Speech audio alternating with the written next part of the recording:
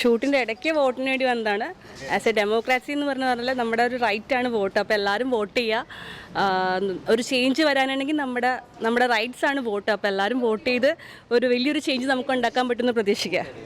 Shoot ഇപ്പോൾ തമിഴ്നാട്ടിലായിരുന്നു. Actually ശ്രീലങ്കയിലായിരുന്നു. അപ്പോൾ ഇന്നലെ വൈകുന്നേരം വന്നു. അപ്പോൾ ഇനി തിരിച്ചു പോകണം ശ്രീലങ്കയിലേക്ക്. അപ്പോൾ വോട്ടിന് വേണ്ടി മാത്രം വന്നതാണ്. അപ്പോൾ എല്ലാവരും വോട്ട് ചെയ്യുക. ഓക്കെ.